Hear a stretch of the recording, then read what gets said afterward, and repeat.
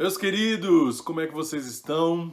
Estou aqui mais uma vez para a gente começar mais um conteúdo, mais uma aula, coração transbordando de alegria por tudo que Deus tem para fazer. Essa é uma aula que eu gravei lá na sala de adoração e eu quero compartilhar com vocês muito dessa aula porque é uma alegria mesmo, cheio de Deus, poder estar falando para vocês sobre sacerdócio num lugar como a sala de adoração que foi construído para simbolizar mesmo as tendas, o lugar secreto, o Santo dos Santos, para que a gente pudesse adentrar a presença do Senhor e ouvir a voz dele, ser ministrado por ele, ser alcançado por ele, enfim, ser consagrado por ele. A nossa aula de hoje é sacerdócio. Nós somos sacerdotes de Deus nessa terra e nós precisamos entender como o sacerdócio molda a nossa identidade. E é isso que eu quero compartilhar com vocês no dia de hoje.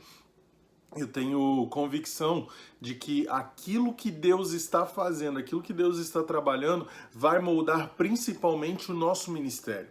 E eu quero trabalhar o sacerdócio dentro da realidade ministerial. Quero trabalhar o sacerdócio dentro dessa realidade, como nós, seres humanos, sendo chamados o tempo todo para estarmos próximos a Deus, estarmos envolvidos na obra de Deus, estarmos sendo ministrados por aquilo que Ele trabalha, por aquilo que Ele faz, por aquilo que Ele opera no nosso coração e na nossa mente, e por causa disso, a gente ter cada vez mais condições de fazer a vontade dEle dentro do projeto original da vontade dEle. Gente, isso é sensacional. Quando a gente consegue encaixar a nossa vida pessoal, o sacerdócio, o governo pessoal que eu tenho sobre mim, para que esse governo dê respostas ao reino de Deus, eu me torno um representante de Cristo nessa terra. Muito com autoridade, muito com poder, muito com a persuasão dos processos de moldar aquilo que o homem vai viver, aquilo que pode acontecer. Você sabia que nós temos esse poder de moldar ou de permitir ou de proibir o que acontece nessa terra? Mateus capítulo 18, versículo 18. Aquilo que você ligar na terra será ligado no céu. Aquilo que você desligar na terra será desligado no céu. Ligar e desligar aqui tem o sentido original do grego de permitir ou proibir. Você tem o poder de proibir coisas, de permitir coisas. Portanto, não se esqueça dessa verdade e opere essa autoridade aqui na terra para que o reino de Deus seja alcançado pela sua autoridade, pelo seu governo e pelo seu sacerdócio. Sem perder tempo, eu quero te indicar já o livro de hoje. Esse livro é do pastor Hernandes Dias Lopes. Se chama De Pastor a Pastor. Por que esse livro, De Pastor a Pastor? Porque como nós vamos falar hoje sobre um sacerdócio ministerial, ainda que você não seja chamado ou que você não se entenda chamado, eu quero que você compreenda o fator cansaço no meio da obra. Quantos pastores estão cansados na obra? Quantos pastores estão frustrados com o processo e acabam sendo legalistas no meio do processo, pastoreando os outros sem pastorear a si mesmos? Hernandes Dias Lopes fala muito sobre isso aqui. É uma carta que ele escreveu para alguns pastores, que são princípios para a gente poder ser pastor segundo o coração de Deus. E nessa carta ele diz assim, olha, ele apresenta o pastor como aquele que precisa influenciar, mas antes de influenciar o outro, eu tenho que influenciar a mim mesmo. Então, antes de pregar para você, eu tenho que pregar para mim mesmo. Antes de exortar você, eu tenho que exortar a mim mesmo, para que a palavra que eu ministrar seja viva. Então, quero deixar essa dica com vocês de pastor a pastor. Esse livro é muito precioso, ganhei ele de um amigo meu, deputado Lucas Gonzalez, e Deus tem falado muito ao meu coração. Ganhei no dia que eu fui ordenado a pastor, o pastor Lucas estava lá, e ele me deu esse presente, e eu tô assim fascinado de poder falar dele com vocês, do tanto que esse livro mudou o meu conceito e a minha concepção pastoral. Então, vá lá, adquira se você puder. Acho que no Kindle deve ter ele também, se não dá para você incluir pelo PDF, enfim. Gente, leia. Não só a Bíblia, mas leia, se aperfeiçoe, capacite seu coração, sua mente na palavra. Amém? Bora para a aula que a gente vai estudar muito hoje sobre sacerdócio.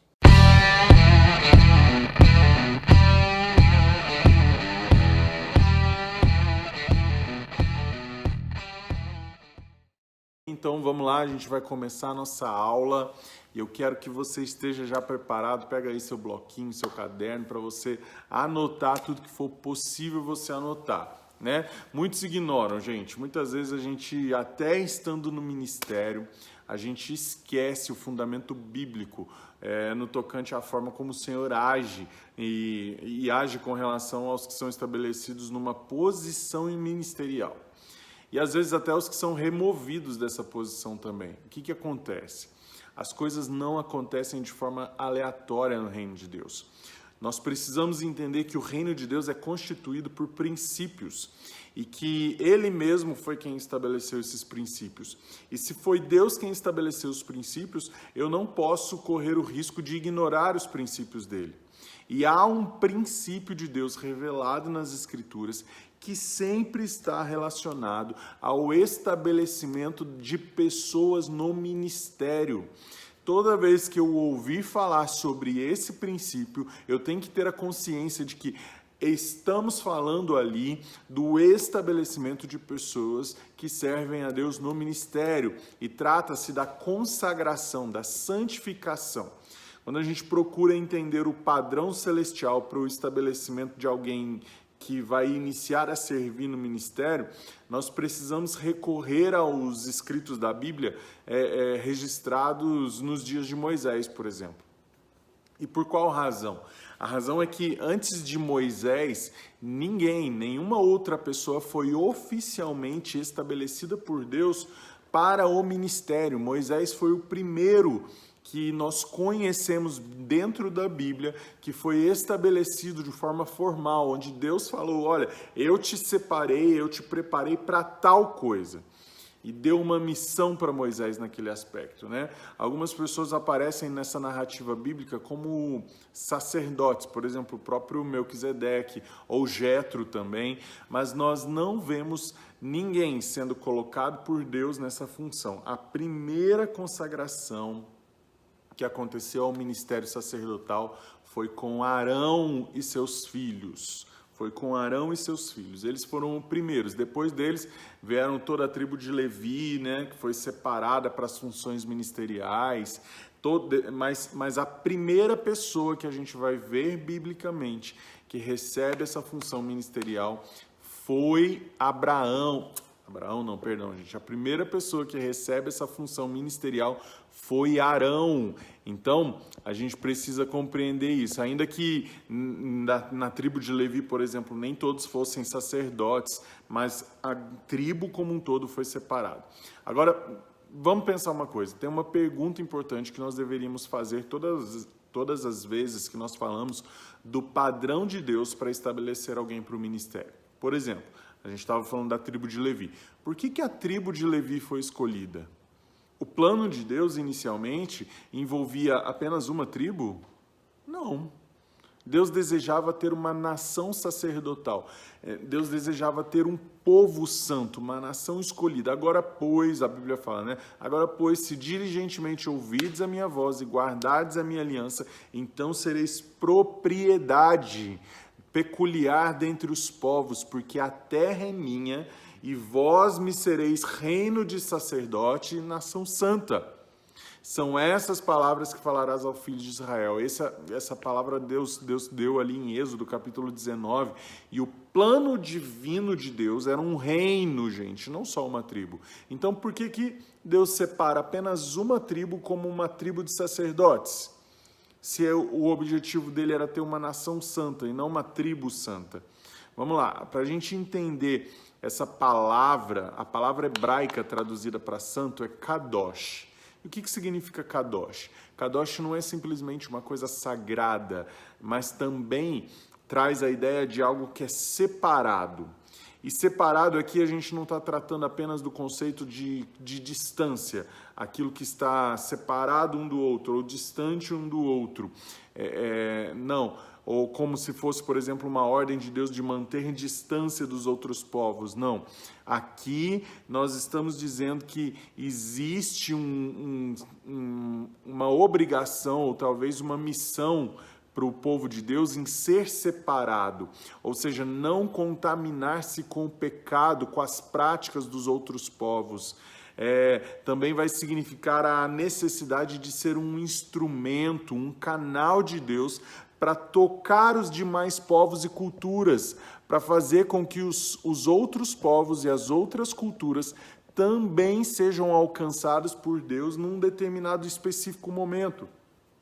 Agora, num momento específico, a tribo de Levi foi separada para ser uma tribo sacerdotal, ao invés de toda a nação, apenas aquela tribo. E o que aconteceu para determinar essa escolha?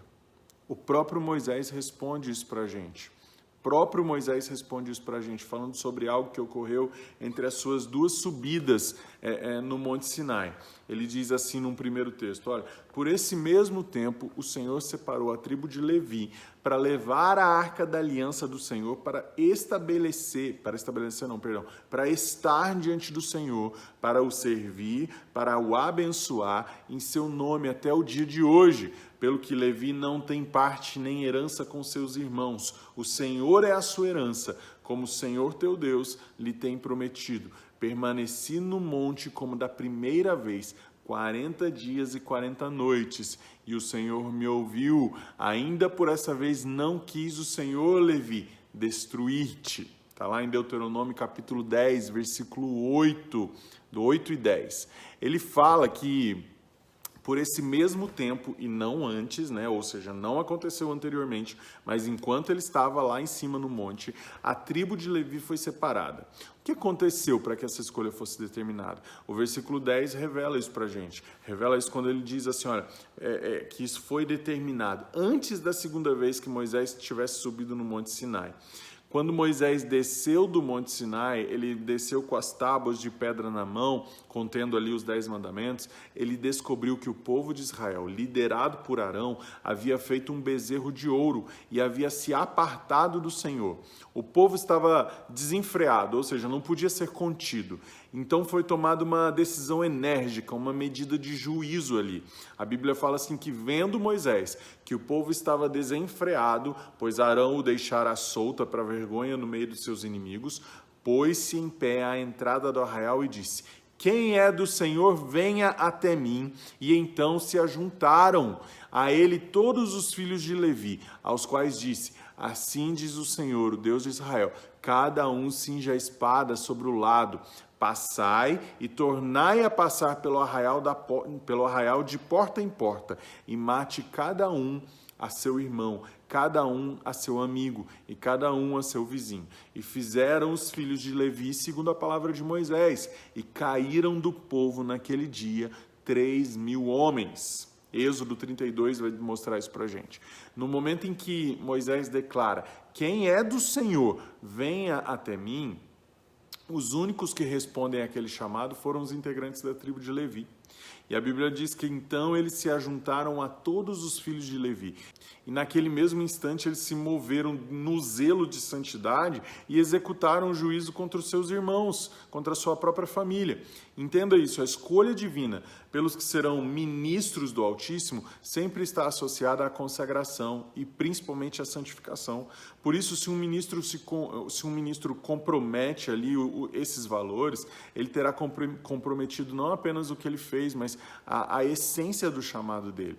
Assim como nós vemos na profecia, por exemplo, contra Eli, na separação da tribo de Levi, nós também vamos ver esse mesmo critério de escolha, ou até mesmo de rejeição, com relação aos reis de Israel. Por exemplo, é o caso de Saul. O que a Bíblia fala sobre Saul? Diz que Samuel foi até Saul e falasse para ele assim, procedeste neciamente em não guardar o mandamento que o Senhor teu Deus te ordenou, pois teria agora o Senhor confirmado o teu reino sobre Israel para sempre.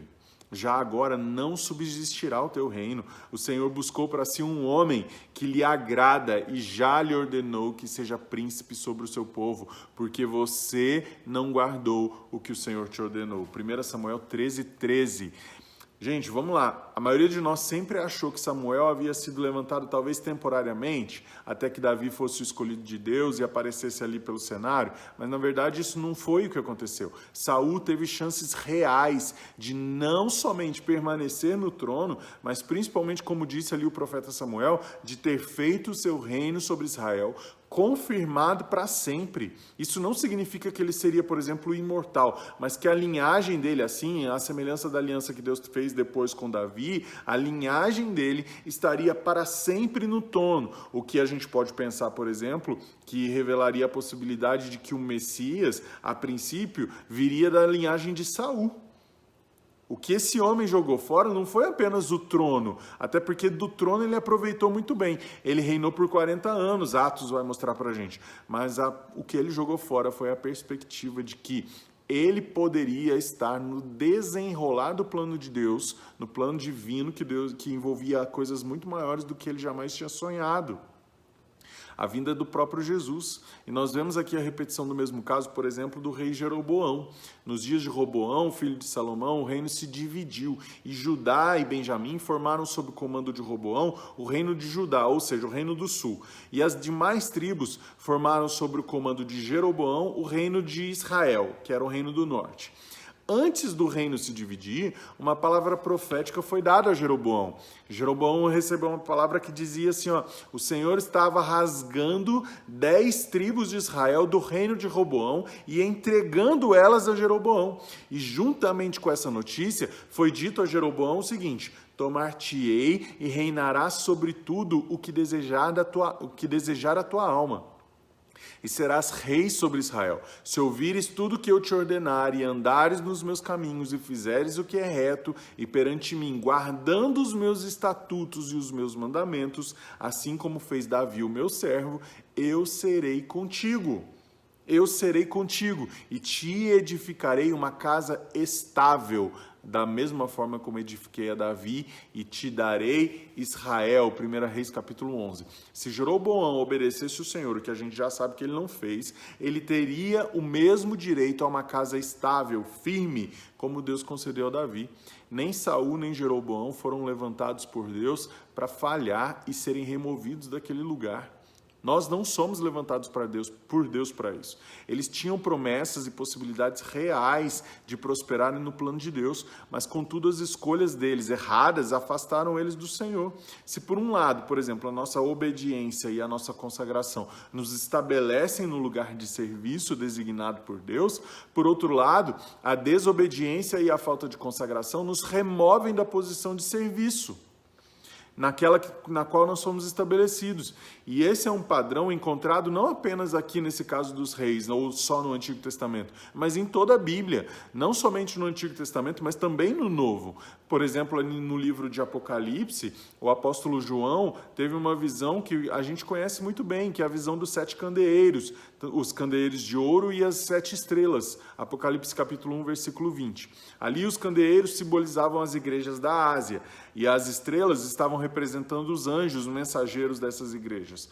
E uma palavra que o Senhor diz através de João ao anjo da igreja de Éfeso é a seguinte, diz assim, olha, lembra-te, pois, de onde caíste e arrepende-te, volta às práticas das primeiras obras, senão venham a ti e moverei do seu lugar o seu candeeiro, caso não te arrependas. Isso foi em Apocalipse 2,5, na verdade, né? Em outras palavras, o Senhor está dizendo assim, olha, arrependa-se, senão eu retirarei a igreja ou o ministério que eu te dei. Eu vou tirar. E é evidente, portanto, que a falta de santidade faz com que alguns ministros sejam removidos do seu lugar de serviço, onde o Senhor os colocou. E, por outro lado, nós já também temos a percepção de que Deus separou a tribo de Levi para o ministério justamente por terem se posicionado em santidade. O que nos faz perceber, por exemplo, o princípio bíblico de que o que faz com que sejamos estabelecidos no ministério, na verdade, é o nosso compromisso de santidade. Como que está o nosso compromisso de santidade? Como que está a nossa relação com Deus? Como que está a nossa troca, a nossa busca pela presença? Porque ser sacerdote é experimentar esse compromisso, é viver a vida a partir desse compromisso, é saber que o que eu sou hoje, eu sou por causa das escolhas que eu fiz em Deus. O compromisso que eu tenho hoje é um compromisso estabelecido com as escolhas que eu fiz em Deus. Muitas vezes eu já vi Deus falando assim com algumas pessoas sobre, por exemplo, questões quando a pessoa já viveu um tempo com Deus, serviu ao Senhor, buscou muito e hoje ela sente um vazio. Não quer dizer, por exemplo, que essa pessoa esteja desviada, mas hoje ela não consegue fluir com tanta facilidade, hoje ela não consegue fluir num mover muito grande e ela se sente num momento de vazio. Mas mesmo assim Deus responde, mesmo assim Deus faz, mesmo assim Deus tem misericórdia. Muitas vezes eu ouvi Deus falando para pessoas assim, olha, eu estou fazendo por você hoje aquilo que você plantou lá atrás. Eu estou deixando você colher hoje aquilo que você colheu lá atrás. É como se a pessoa tivesse um estoque de frutos ou um estoque de colheitas que a permitisse, mesmo no momento daquele vazio dela, daquela dificuldade dela de encontrar sentido, razão, propósito, visão, mesmo naquele ambiente de vazio, a misericórdia de Deus a alcançar com os frutos que ela própria havia semeado lá atrás. Então, o sacerdócio, gente, ele precisa ter esse compromisso, essa separação, essa santidade. Nós precisamos agir diferentes de Saul, nós precisamos agir diferente de Jeroboão, nós precisamos agir diferente das igrejas de Éfeso. Nós precisamos nos comprometer com o propósito que Deus nos chamou para viver, para experimentar, para realizar. E quando nós falamos desse propósito, daquilo que Deus nos chamou para realizar, muitas vezes a gente vai pensar nesse propósito a partir daquilo que o próprio Deus vai trazendo de revelação dentro da palavra. E uma das coisas que a gente já falou ali no começo, mas que fica muito difícil às vezes de compreender, é esse tal desse sacerdócio de Melquisedeque. O que significa isso? O que é o sacerdócio de Melquisedeque? Gente, eu quero deixar claro para vocês que esse estudo que eu estou trazendo aqui hoje, eu tirei de uma série de estudos do Luciano Subirá, tá? Da Orvalho.com, e eu montei o meu estudo a partir disso. Mas vamos lá. A Bíblia fala sobre o sacerdócio de Cristo segundo a ordem de Melquisedeque. Isso faz com que muita gente fique em dúvida sobre o que é essa ordem e qual é o seu significado. Bom, vamos lá. Para a gente entender isso, primeiramente a gente precisa entender que Melquisedeque foi um rei que viveu no tempo do patriarca Abraão. Como ele era contemporâneo de Abraão, obviamente ele não pertencia à sua linhagem e, portanto, ele não fazia parte do povo judeu. Nós sabemos que o povo judeu surgiu a partir de Abraão. Mas mesmo assim, a Bíblia diz que ele era sacerdote, né? Ele era sacerdote de El-Evon, o Deus Altíssimo, e o seu sacerdócio era tão legítimo que o próprio Abraão pagou dízimo a ele e foi abençoado por ele. Lá em Gênesis 14 a gente vê isso. Agora, o que significa essa ordem de Melquisedeque? Vamos lá, a gente precisa fazer uma exposição simples, por exemplo, do capítulo 7 de Hebreus. Eu não vou ler o capítulo aqui, mas você pode ler ele. E como a própria epístola deixa claro, o escritor estava escrevendo para judeus. E basicamente no capítulo 7, utilizando a própria Bíblia judaica, ou seja, o Antigo Testamento, ele mostra a superioridade do sacerdócio de Cristo em relação ao sacerdócio da casa de Levi, construindo ali a argumentação sobre uma argumentação dele baseada no relato de Gênesis 14, onde o sacerdócio de Melquisedeque é um exemplo do sacerdócio de Cristo. O autor de Hebreus, na exposição dele, ele conclui que Melquisedeque é superior a Abraão. Consequentemente, o sacerdócio de Melquisedeque também é superior ao sacerdócio de Arão. Certo? Abraão pagou um dízimo para Melquisedeque e Melquisedeque o abençoou. Fato que determina tal superioridade, que mostra para a gente tal superioridade. E Abraão é ancestral de Levi, cuja linhagem pertencia a todos os sacerdotes, e o sacerdócio de Melquisedeque foi anterior ao sacerdócio da tribo de Levi. Apenas os filhos de Levi que receberam o sacerdócio é que podiam tomar o dízimo, mas Melquisedeque não pertenceu àquela genealogia. Ele tomou o dízimo de Abraão e ainda o abençoou, está ali em Hebreus capítulo 7, 6. Um detalhe muito importante a ser explorado ali pelo autor de Hebreus é que a linhagem de Melquisedeque não é revelada. E por que isso é importante? Ele diz, por exemplo, que Melquisedeque foi sem pai, sem mãe e sem genealogia. Ele não tinha princípio de dias e nem fim. Ou seja, ninguém sabia quando que ele nasceu, quando que ele morreu, quem que era a família. E isso é significativo, porque todo sacerdote deveria ter descendência comprovada na tribo de Levi. E todos eles tiveram as suas mortes atestadas, sendo então substituídos depois disso por outros. Agora, nada é dito sobre a morte de Melquisedeque e muito menos sobre a sua origem. É como se Melquisedeque simplesmente aparecesse e desaparecesse. E isso não implica, por exemplo, em algo sobrenatural, né, em relação à vida de Melquisedeque. Mas o objetivo da exposição do capítulo 7 é evidenciar que, assim como ele foi rei e sacerdote antes da lei e reconhecido dessa forma pelo grande patriarca Abraão, o sacerdócio de Cristo também era legítimo e muito superior ao sacerdócio iniciado em Israel com Arão. Além do que, o sacerdócio de Cristo, ele permanece para sempre. Ele tem essa característica. Jesus não descendia, por exemplo, da tribo de Levi, portanto, pela lei, não poderia ser sacerdote. Jesus não vinha dessa linhagem. Hebreus 7,14 mostra isso para a gente. Agora, o sacerdócio de Cristo não foi feito pela lei. Por isso que não importava de qual linhagem que ele vinha. Foi feito segundo a virtude da vida incorruptível. Ele era perfeito para sempre. Para que houvesse um sacerdote que não fosse da tribo de Levi, a lei precisaria ser mudada. Porém, em Jesus, o autor de Hebreus explica para a gente que todo o sacerdócio pela lei era temporário, pois Cristo é o último e supremo sumo sacerdote. Os sacerdotes tinham a função de serem intermediários entre o povo e Deus. Porém, Jesus ele é o único e suficiente intermediário. Não há mais, então, necessidade de oferecer sacrifícios, pois ele ofereceu-se a si mesmo em uma única vez como sacrifício. Então, basicamente, o autor de Hebreus estava dizendo que se um judeu convertido ao cristianismo voltasse ao judaísmo, o que ele estaria fazendo? Ele estaria andando para trás.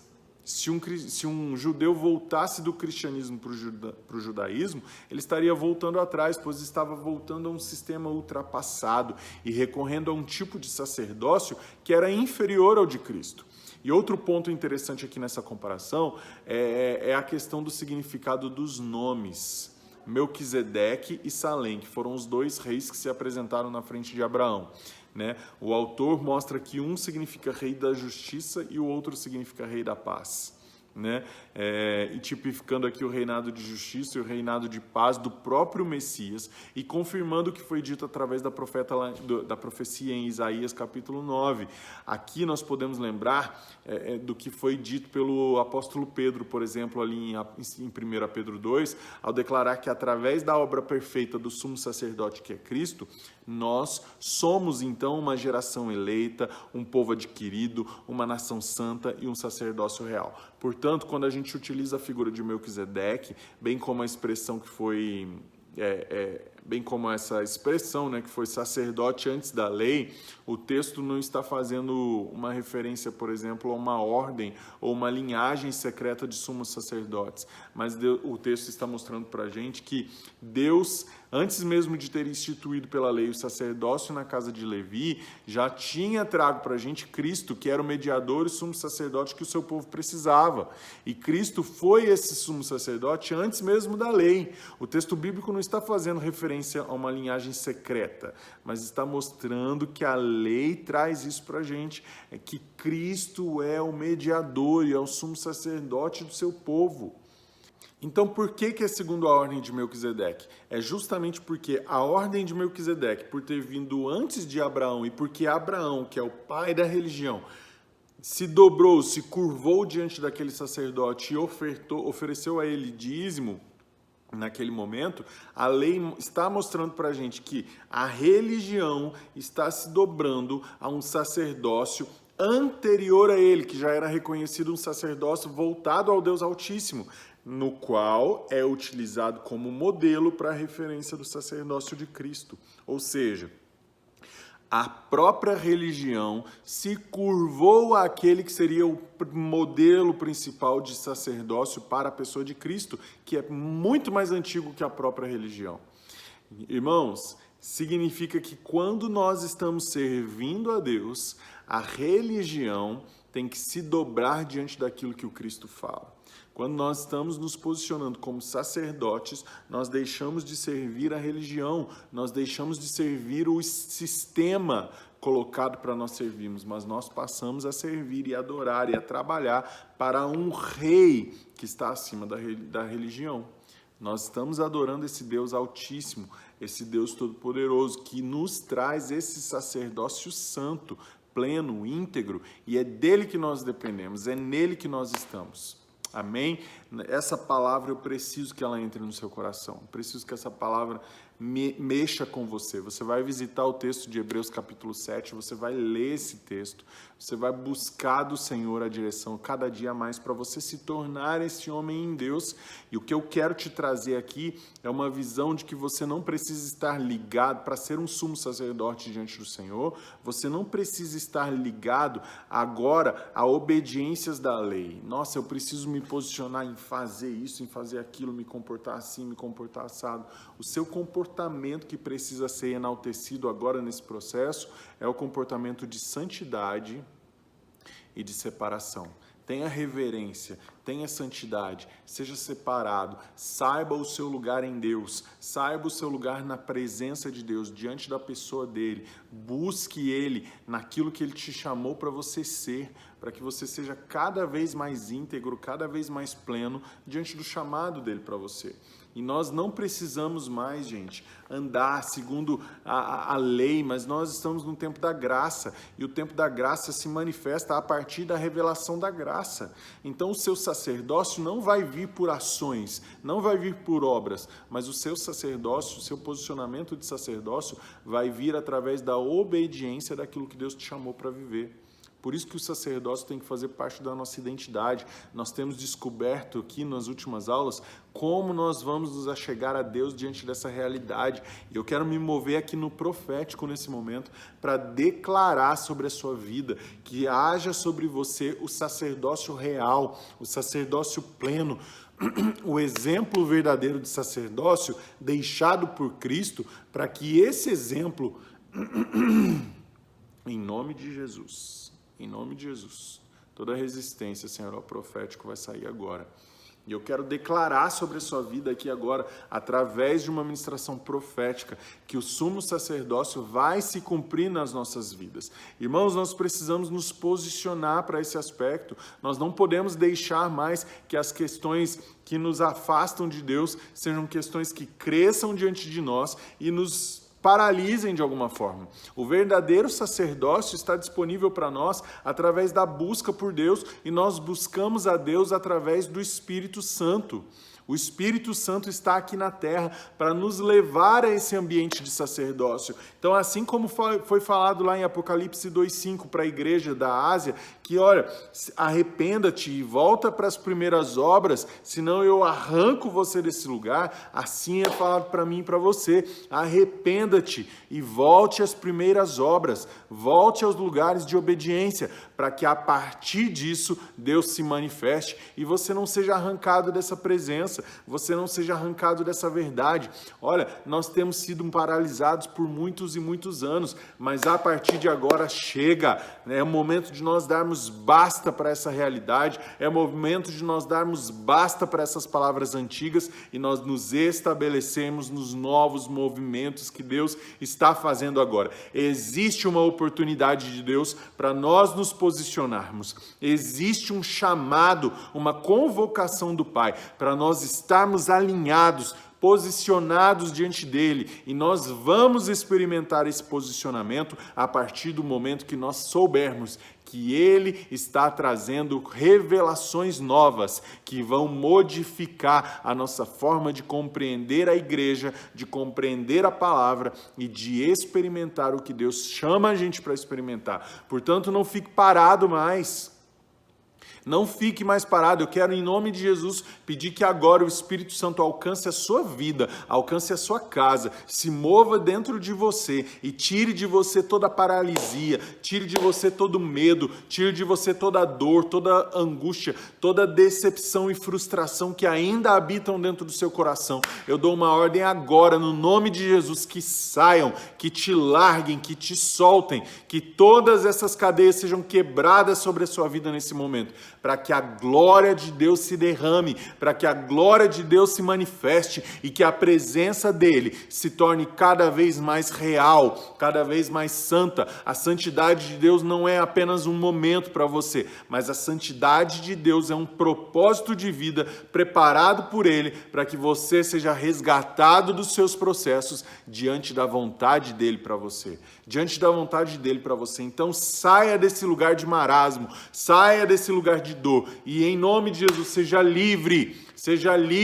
para viver a vontade de Deus para você, para viver os sonhos de Deus para você, os planos de Deus para você, que você receba fortalecimento, que você receba em nome de Jesus consciência de pecado, que o Espírito Santo te traga isso. Olha, é o que o Espírito Santo está falando comigo agora, consciência de pecado, que você seja conscientizado do seu pecado para se arrepender dele, e aí sim a santidade pousar sobre você, a santidade pousar sobre você. Ali quando a pomba vem sobre Jesus, né, ela desce e pousa sobre Jesus. O pousar da pomba é um estabelecer. Em nome de Jesus eu declaro que você não vai mais apenas ser uma pessoa onde o Espírito vem e vai, desce e sobe. Não, a partir de hoje você é hóspede, você é habitação. O Espírito Santo habita em você, você é um hospedeiro do Espírito. Ele está dentro de você. Você tem ele como hóspede, na verdade. Não é que você é o hóspede, né? Mas você tem o Espírito como hóspede na sua vida. Ele mora dentro de você. Portanto, em nome de Jesus, eu te tiro agora desse lugar de dor, de marasmo, e te levo para o lugar da plena santidade em Deus, e que o Espírito de Deus ative isso na sua vida, e que você comece a andar os seus caminhos, fazendo com que a glória de Deus se revele a você em todo o tempo, no nome de Jesus. Um beijo para você, que essa semana seja mais abençoada ainda, continua firme no seu propósito de terminar esse programa. Eu creio que Deus vai fazer, Ele já está fazendo, Ele já está mudando os reinos, já está mudando os mundos celestiais. Portanto, em nome de Jesus, assuma o seu lugar.